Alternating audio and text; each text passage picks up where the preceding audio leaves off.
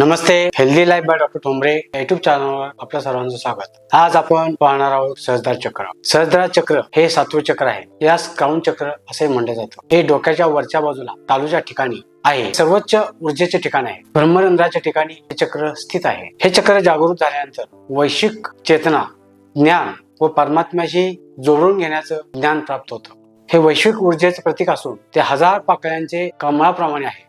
याचं मूळ तत्व आहे हे ब्रह्मांड शक्तीशी आपण जोडलं जातो।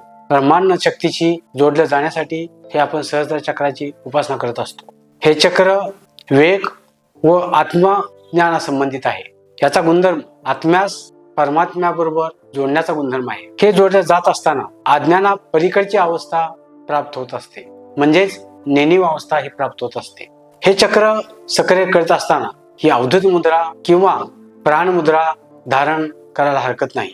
प्राणमुद्रा म्हणजे आपल्या रिंग फिंगर आणि लिटिल फिंगर ही दोन्ही बोटे एकत्र घ्या, बाकीची बोटे ताठ ठेवा, अंगठ्याचा त्याला स्पर्श करा। अशा पद्धतीने जी मुद्रा धारण केली जाते तिला प्राणमुद्रा म्हणतात। आपला अंगठा इंडेक्स फिंगर हे एकत्र करून जी मुद्रा धारण केली जाते त्या मुद्रेला अवधूत मुद्रा असं म्हटलं जातं। हे चक्र सक्रिय होण्यासाठी ह्या दोन मुद्रा अतिशय महत्वाच्या आहेत। हे चक्र जर संतुलित असेल तर मनाला शांती मिळते, विश्वाबरोबर एकरूपतेची भावना निर्माण होते, आत्मसाक्षात्कार होतो। जर असंतुलित असेल तर उदासीनता, नकारात्मकता, एकलकोंडा येतो, आत्मविश्वास कमी होत जातो।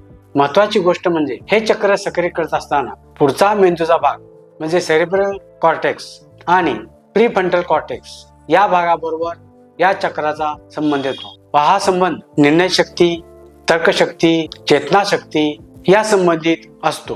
हे चक्र सक्रिय करत असताना मेंदूमधील हजारो न्यूरॉन्स आहेत, न्यूरॉन पण हे सक्रिय होत असतात। न्यूरॉन सक्रिय झाल्यामुळे आपल्या मेंदूमध्ये सेरोटोनिन आणि मेलेटोनिन यांचा समतोल राखला जातो। या चक्राची साधना करत असताना जी प्राणमुद्रा धारण करतो ती प्राणमुद्रा मुख्यत्वे करून आपण पृथ्वी तत्व आणि जलतत्वांचं एकत्रीकरण येतं। आणि दुसरी गोष्ट म्हणजे त्याबरोबर अग्नी तत्व, त्यामुळे एकूणच आपल्या संपूर्ण शरीराचा समतोल राखला जातो।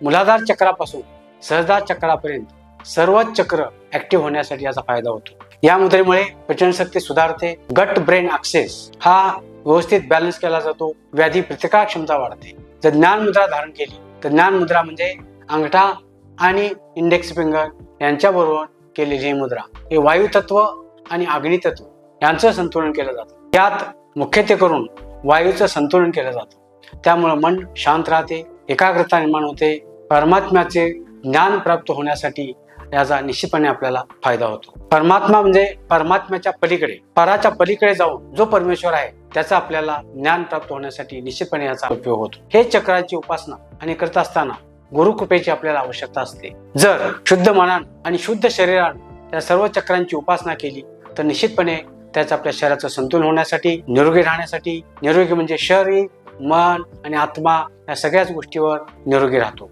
परंतु अशुद्ध मन आणि अशुद्ध शरीर असा असताना जर उपासना केली तर मात्र निश्चितपणे याचे दोष वाढतात, चक्रांचं असंतुलन होतं, याचा आपल्याला फायदा होत नाही। हे चक्र व्यवस्थित जर सक्रिय केलं तर मूलाधार चक्राच्या ठिकाणी स्थित असणारी कुंडलिनी शक्ती, ही कुंडलिनी शक्ती ही सहस्त्रार चक्रापर्यंत कार्यरत होऊन जीवनामध्ये प्रकाश निर्माण होतो, दैवी शक्ती, दैवी ऊर्जेची आपल्याला प्राप्ती होत असते। हे चक्र सक्रिय करण्यासाठी मुख्यत्वे करून आपल्याला काय करायला हवं ते म्हणजे प्राणायाम। या प्राणायाममध्ये श्वसनाचे व्यायाम, नाडीशोधन प्राणायाम, भ्रामरी, ओमचा जप इत्यादी आपल्याला करायला हवा। योगासनं, padmasana, vrikshasana, shavasana, rabbit pose, back pose इत्यादी आपल्याला करायला हव्यात। कशा पद्धतीने करायचं ते आपण पाहणार आहोत। सहस्त्रार चक्र सक्रिय करण्यासाठी कोणकोणती योगासनं करावी लागतात ते आपण पाहणार आहोत। यामध्ये पद्मासन, पद्मासनासाठी अशा पद्धतीनं पद्मासन धारण करा, पाठीचा मणका ताठ ठेवा, पद्मासनामध्ये संत श्वसन करत राहा। पद्मासनामुळे पाठीचा मणका ताठ राहतो, मूलाधार चक्रापासून सहस्त्रार चक्रापर्यंत जोडण्यासाठी पद्मासनाचा फायदा होत असतो। अशा पद्धतीनं पद्मासन धारण करा। आपण आता रॅबिट पोज घेणार आहोत। रॅबिट पोज साठी ताठ दोन्ही पाय पाठीमागे टेका. दोन्ही हात सावकाश सावकाश पाठीमागे घ्या आणि डोकं जमिनीवर टेकण्याचा प्रयत्न करा. श्वास घ्या. श्वास सोडत डोकं जमिनीला लावायचा प्रयत्न करा.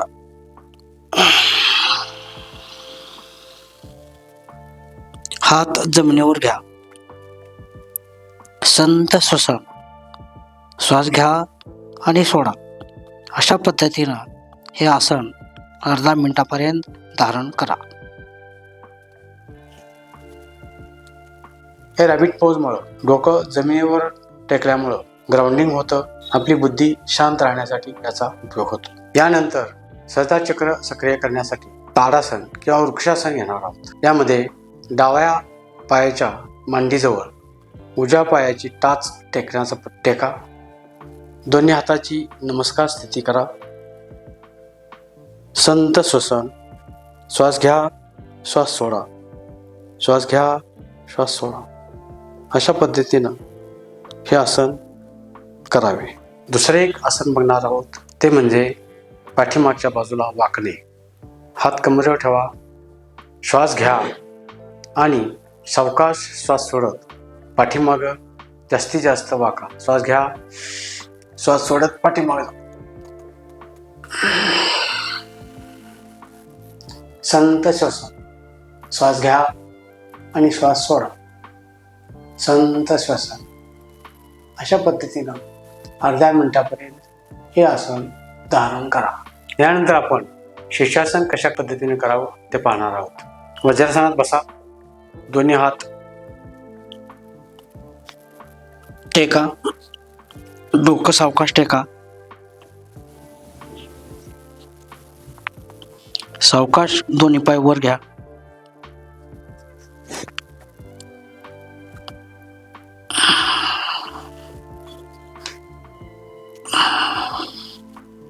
संत श्वसन. श्वास घ्या आणि सोडा.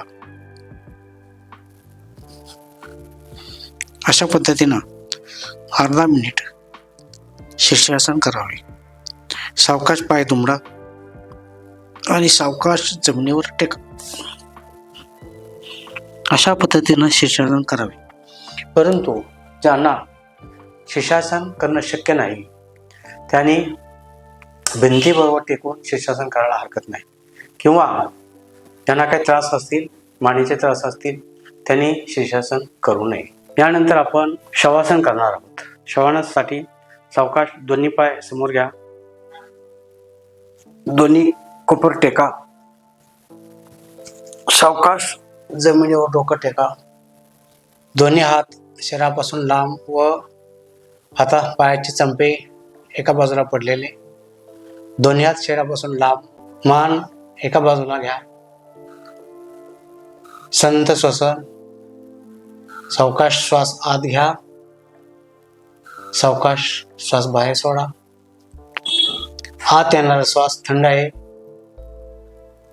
बाहेर जाणारा श्वास गरम आहे याची अनुभूती घ्या. श्वास आत घेत असताना आणि बाहेर सोडत असताना होणाऱ्या पोटाच्या हालचालीकडे संपूर्ण लक्ष द्या. संपूर्ण श्वसनावर लक्ष द्या. अशा पद्धतीनं शवासन धारण करा. यामुळे ग्राउंडिंग होते आणि मूलाधार चक्रापासून सहस्त्रार चक्रापर्यंत ॲक्टिवेशन करण्यासाठी याचा फायदा होतो. सावकाश आसन सोडा. दोन्ही पाय हलवा. दोन्ही हात हलवा. दोन्ही पाय जवळ घ्या. दोन्ही हात जवळ घ्या. मान सरळ. डाव्या बाजूला व्हा. दोन्ही हात टेका आणि सावकाश उठून बसा. अशा पद्धतीनं शवासन करावे. त्यानंतर उठून बसा. दोन्ही हात एकत्र घ्या. एकमेकांच्या दोन्ही हात चोळा. सावकाश डोळ्याच्या समोर ठेवा आणि सावकाश दोन्ही बोटाच्या फटीतून बाहेरच्या प्रकाशाची जाणीव करा आणि सावकाश डोळे उघडा आणि दोन्ही हात आपल्या माथ्यावरून आणि संपूर्ण अंगावरून फिरवा. अशा पद्धतीनं शवासन करावे. सहस्त्रार चक्र सक्रिय करण्यासाठी प्राणायाम कशा पद्धतीने करायचा तो आपण पाहणार आहोत. सुरुवातीला श्वसनाचा व्यायाम करा.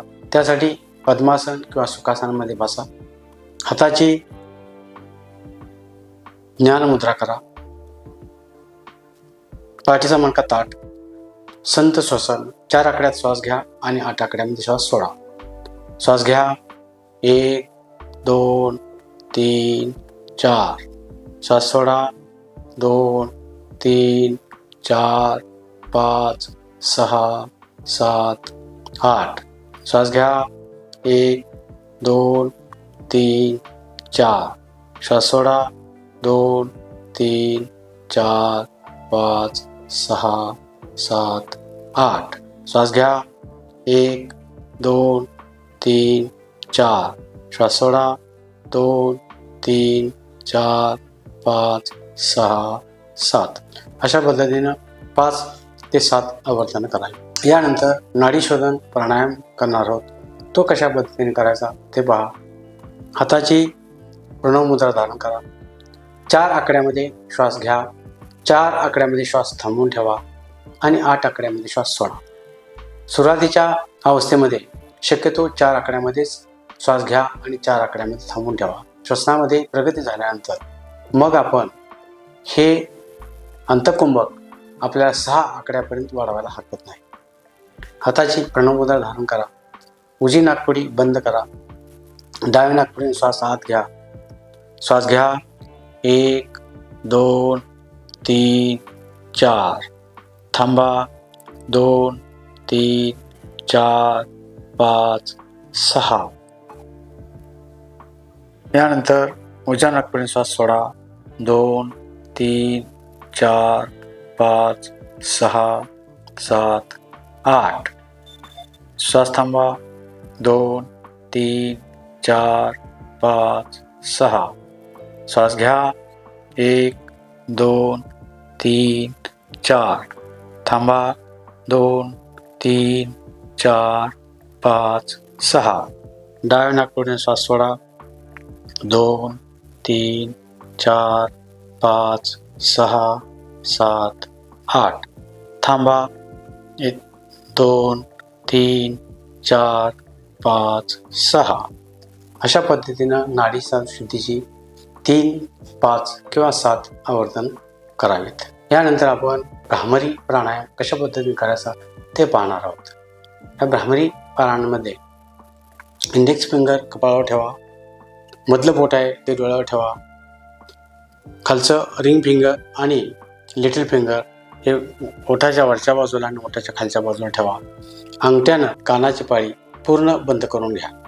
यामध्ये भ्रामरी करत असताना ओंकारच आपण म्हणणार आहोत, परंतु ओंकाराचा उच्चार तोंड बंद करून आपल्याला अ उ आणि म म्हणायचा आहे आणि म जास्तीत जास्त घुमाला हवा. अशा पद्धतीने आपण भ्रामरी करणार आहोत. श्वास घ्या.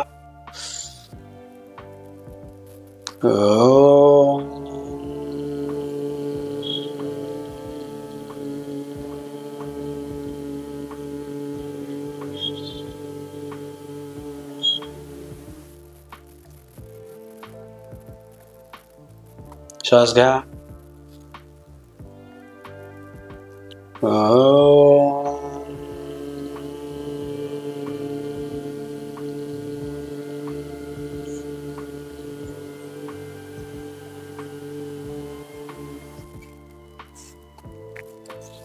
अशा पद्धतीनं मचा उच्चार घुमायला हवा आणि अ उ आणि म चा उच्चार तोंड न उघडता करायचा आहे.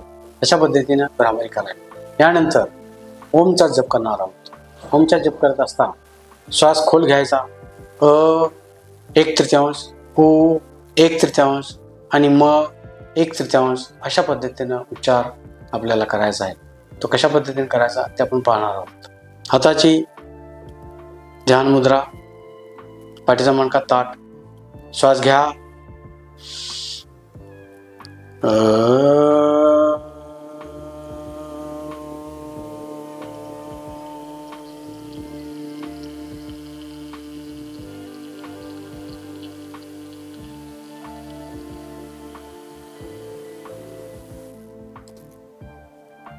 श्वास घ्या.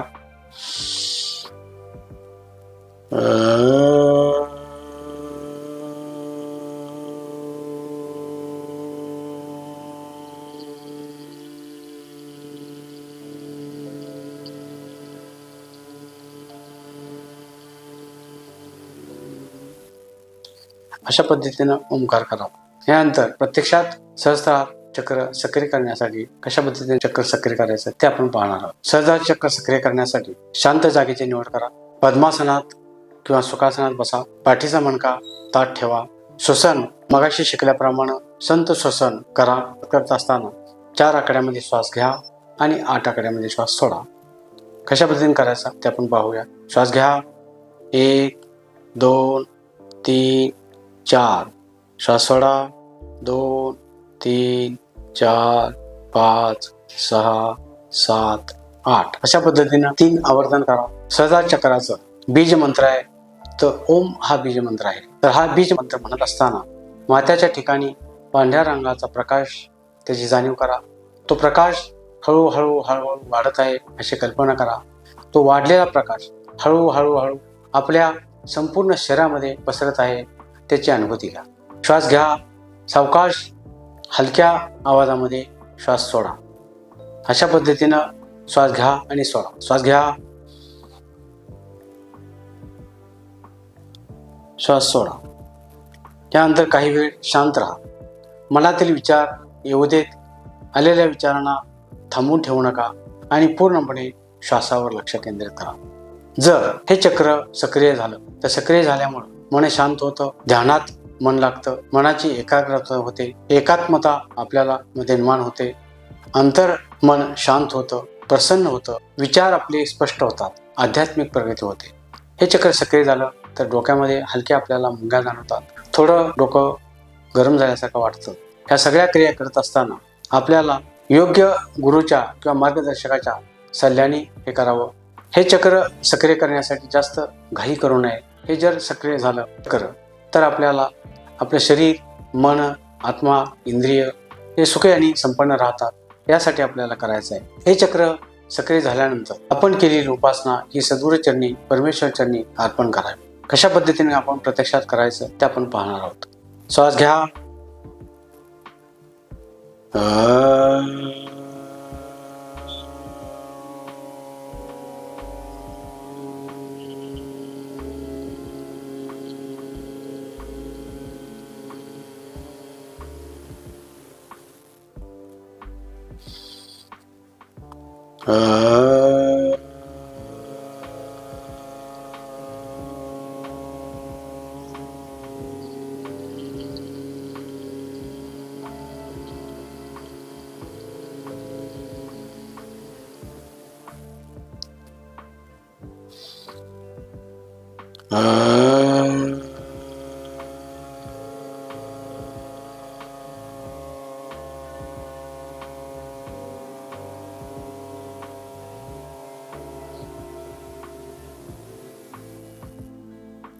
ओंकारानंतर काही वेळ शांत राहा।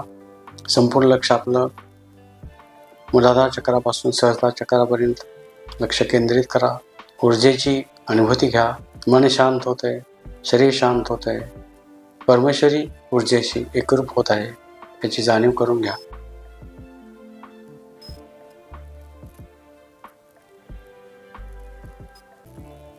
हाताची नमस्कार स्थिती घ्या।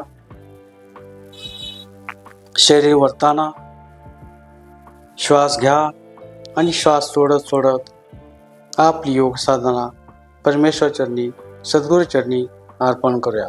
श्वास घ्या, श्वास सोडत आजची योग साधना परमेश्वर चरणी, गुरु चरणी अर्पण।